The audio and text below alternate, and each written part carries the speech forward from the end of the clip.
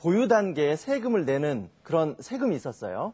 창문세라고 있습니다. 네. 혹시 창문세라고 들어보셨습니까? 창문이요? 아, 창문의 예. 개수에 따라서 세금을 내나요? 네, 맞습니다. 똑같은 생각하셨어요. 정확합니다. 그래요? 네. 정확합니다. 그래서 옛날에는 이 부의 척도를 측정할 수가 없으니까 이 영국 그 큰 저택들, 부자들은 창문이 많았죠. 네. 그래서 창문 숫자에 과세 표준으로 해서 세금을 부과를 했습니다. 와. 이게 보유세의 일종이에요.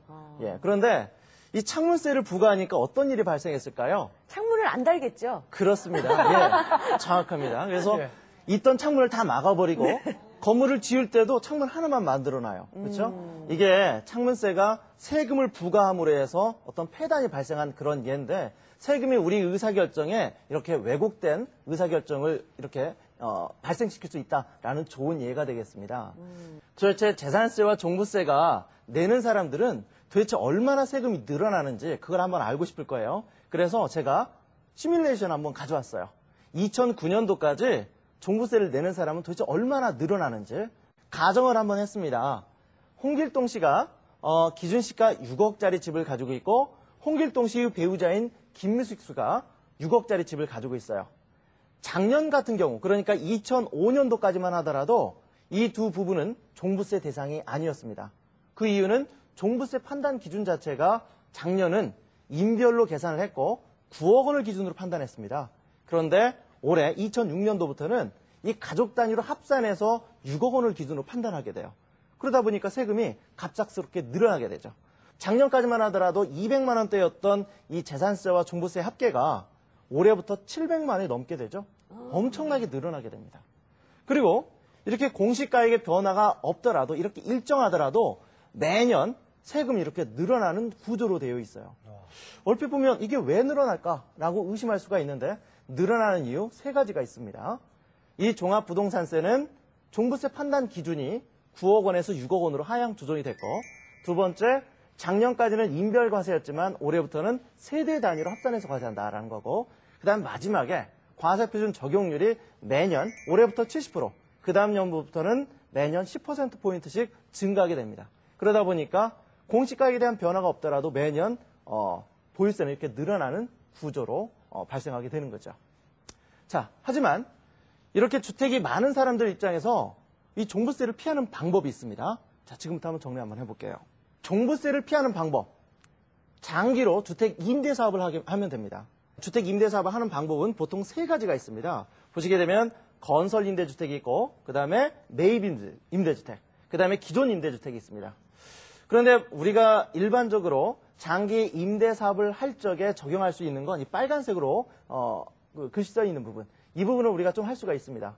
이 건설 임대주택은 뭐냐면 내가 주택 임대를 하기 위해서 건물을 새로 짓는 겁니다. 그러니까 일반인들은 하기가 좀 어렵겠죠.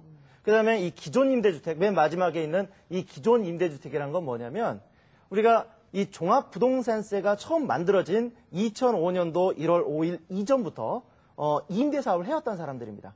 이 사람들은 주택 두 채만 가지고 있어도 장기로 임대사업을 할 수 있도록 되고 있어요.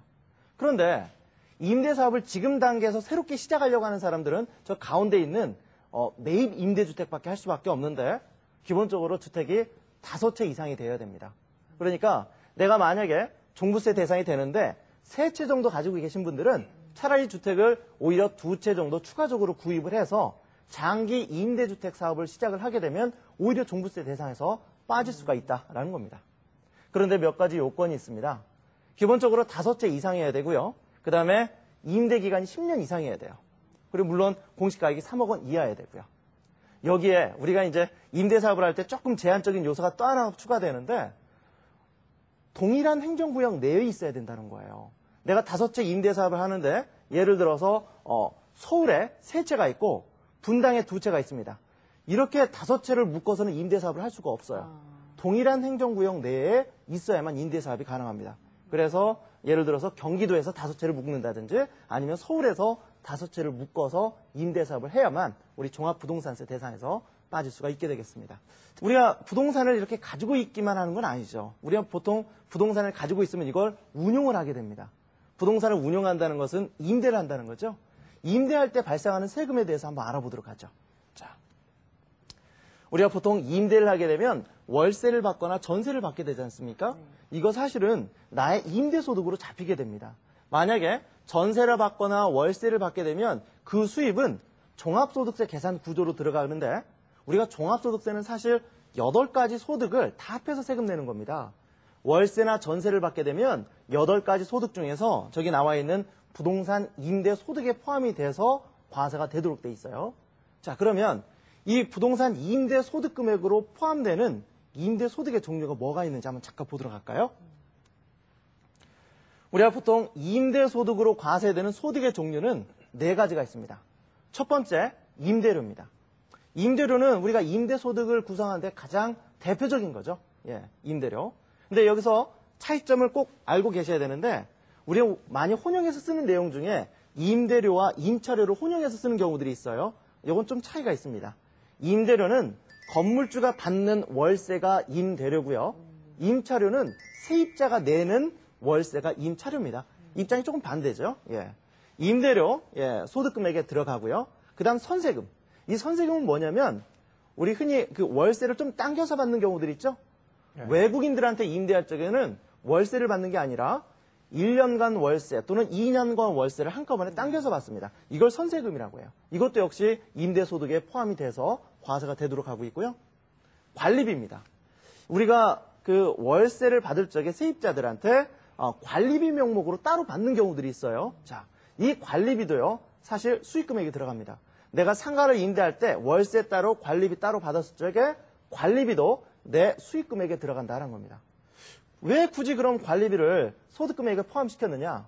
우리나라 사람들은 이 관리비를 우리나라 소득세법에 수익금액에 포함시키지 않으면 이렇게 할 겁니다. 월세 20만 원, 관리비 200만 원 이렇게 받을 거예요. 그렇죠? 그래서 어떤 명목으로 돌려받더라도 과세할 수 있도록 이렇게 집어넣어놨습니다. 그 다음 세 번째, 이게 좀 생소한 단어인데 간주임대료라는 개념입니다. 이 간주임대료도 우리가 소득세를 계산할 때 과세가 됩니다. 이 간주임대료는 건 뭐냐면 우리 월세만 과세할 수가 없잖아요. 그래서 전세에 대해서도 소득금액에 포함시키기 위해서 만들어 놓은 게 간주임대료입니다. 이를테면 이런 겁니다. 간주임대료 요율이 4.2%인데 예를 들어서 내가 전세 보증금 1억 원을 받았다. 그러면 4.2%에 해당하는 금액, 즉 1년에 420만 원 정도 되죠. 420만 원 정도 월세 받은 걸로 보고 세금을 계산할 때 포함을 시킨다라는 겁니다. 그런데 다행스럽게 주택을 임대할 적에는 여기서 빼주는 것들이 있습니다. 일단 첫 번째, 임대료입니다. 우리가 주택을 임대할 때, 사실 주택 임대하시는 분들 많이 계시거든요. 주택을 임대할 때 월세 받은 부분들, 우리 그 시청자들 분들께서도 월세 받은 부분 세금 내시는 분들 별로 없을 겁니다. 그 이유는요, 월세는 비과세를 주고 있는 경우가 있습니다. 주택 같은 경우에. 그런데 여기에 약간 변화가 있는 게 작년까지만 하더라도 2주택에 대해서 월세 받을 때 비과세였는데 올해부터는요, 주택 딱 한 채 가지고 있는 사람만 월세 받을 때 비과세입니다. 그러니까 작년은 내가 집 한 채가 있고 2채가 있을 때 한 채는 내가 살고 한 채는 월세 받을 때 비과세였어요. 그런데 올해부터는 딱 한 채만 가지고 있는 사람만 비과세가 된다는 겁니다. 아, 세대당이요? 그렇습니다.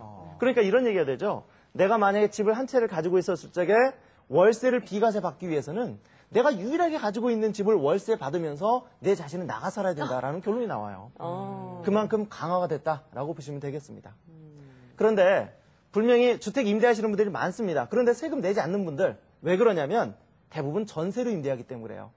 이 맨 밑에 나와 있는 이 간주임대료, 즉 전세 보증금을 월세로 환산해서 계산하는 이 간주임대료는 주택에 대해서는 계산하지 않습니다.